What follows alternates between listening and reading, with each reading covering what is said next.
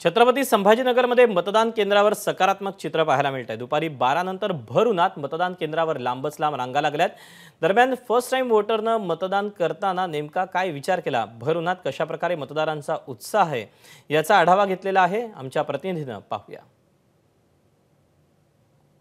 छत्रपती संभाजीनगरमध्ये सकाळी 7 वाजल्यापासून मतदानाला सुरुवात झालेली आहे आणि दुपार झालेली असताना सुद्धा एक सकारात्मक चित्र आपल्याला या ठिकाणी पाहायला मिळते।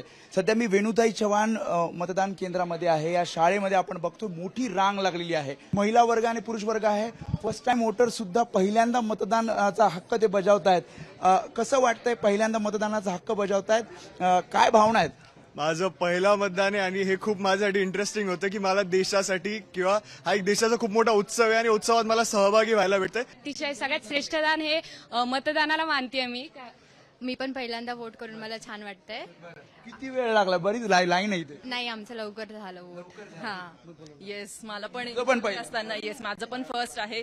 पायाला लागलेलं होतं तरी पण पहिलं बात आहे, याला म्हणून मी फर्स्ट टाइम इथे आली आहे। याला खरं म्हणतात ही खरी जबाबदारी आहे। तुझं सुद्धा पहिलं? हो, माझं फर्स्ट टाइम वोटर। राम श्रीरामाचं हे घेऊन हो, आणि राम मंदिर झालं म्हणून हे एक थीम मी आज केली आहे।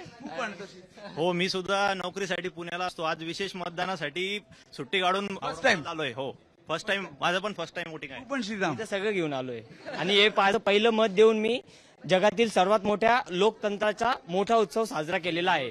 कॅमेरामॅन दीपेश महाजनसह मी वेदांत, एबीपी माझा, छत्रपती संभाजीनगर। एबीपी माझा, उघडा डोळे बघा नीट।